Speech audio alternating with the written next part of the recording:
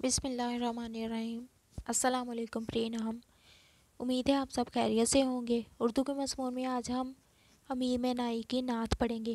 نعت ایسی نظم کو کہتے ہیں جس میں رسول پاک صلی اللہ علیہ وآلہ وسلم کی تعریف بیان کی جائے۔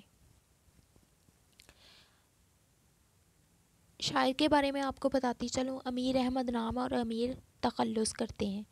23 فروری 1832 کو لکھنؤ میں مولوی کرم محمد کے گھر پیدا ہوئے۔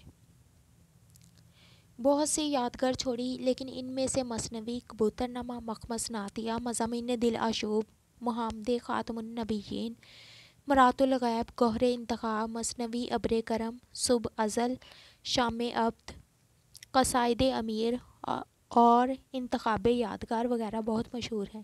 13 اکتوبر 1900 کو اپنے خالق حقیقی سے جا ملے اور شاہ یوسف اور شاہ شریف کی درگاہ میں دفن ہوئے۔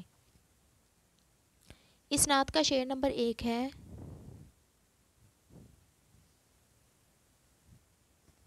صبا بے شک آتی مدینے سے تو ہے کہ تجھ میں مدینے کے پھولوں کی بو ہے۔ اس شعر کا مفہوم ہوگا کہ صبح کے وقت آنے والی ٹھنڈی ہوا تو یقیناً مدینے سے ہو کر آ رہی ہے کہ تیرے اندر پھولوں کی خوشبو ہے۔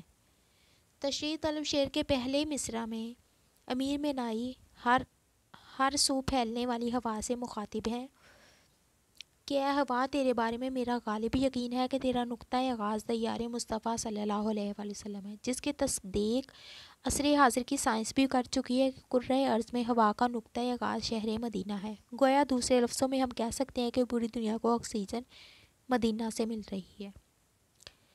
اسی حوالے سے شعر ہے: ذرے بھی مدینے کے ہوئے لالے بدخشاں، جنت کا نمونہ ہے مدینے کی زمیں بھی۔ دوسرے مصرعے میں شاعر اپنی بات میں تقویت پیدا کرنے کے لیے دلیل پیش کرتے ہوئے کہتے ہیں کہ اے صبح کو چلنے والی ہوا، مجھے یہ کیوں کر معلوم ہوا کہ تو مدینہ سے آتی ہے۔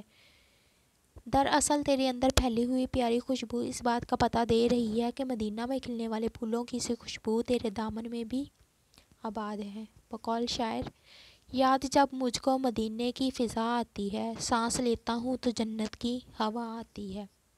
شاعر اصل میں یہ کہہ رہے ہیں کہ صبح کے وقت چلنے والی میٹھی میٹھی ہوا سے انسانی وجود سکون پاتے ہیں۔ اگر فضا میں خوشبو کو بھی شامل کر دیا جائے تو ماحول معطر ہو جاتا ہے۔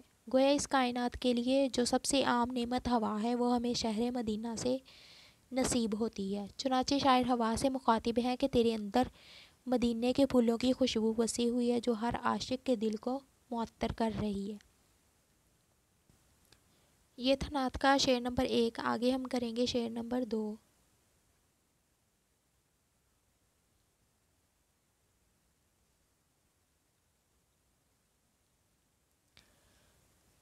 سنی ہم نے طوطی و بلبل کی باتیں، تیرا تذکرہ ہے تیری گفتگو ہے۔ اس شعر کا مفہوم کچھ یوں ہے کہ ہم نے طوطی و بلبل کی صداؤں اور نغموں میں بھی آپ صلی اللہ علیہ وآلہ وسلم کا ذکر سنا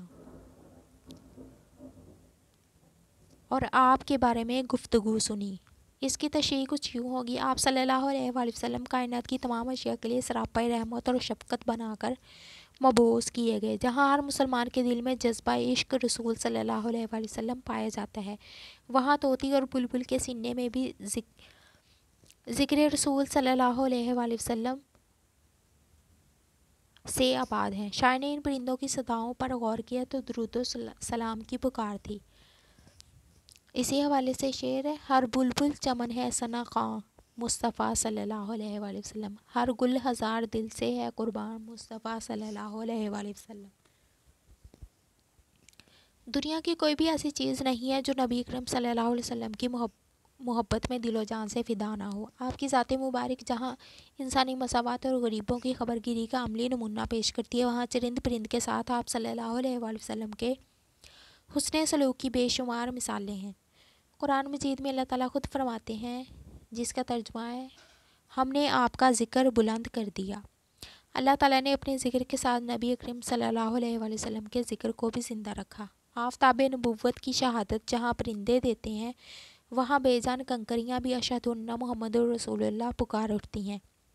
سورۃ الانبیاء میں اللہ تعالیٰ فرماتے ہیں: جس کا ترجمہ ہے اور ہم نے آپ صلی اللہ علیہ وآلہ وسلم کو تمام جہانوں کے لیے رحمت بنا کر بھیجا۔ رحمت للعالمین کا مطلب اور مفہوم یہی بنتا ہے کہ آپ صلی اللہ علیہ وآلہ وسلم کا وجود مبارک صرف انسانوں ہی کے لیے نہیں بلکہ آپ صلی اللہ علیہ وآلہ وسلم ملائکہ، جن و انس اور چرند پرند کے لیے بھی باعث رحمت ہے۔ جب دنیا کا وجود ہی آپ صلی اللہ علیہ وآلہ وسلم کے طفیل ہوا ہے تو دنیا کی ہر چیز آپ صلی اللہ علیہ وآلہ وسلم کے مرہون منت ہے۔ آپ صلی اللہ علیہ وآلہ وسلم کی رحمت للعالمین ازل سے ہے اور اب تک رہے گی۔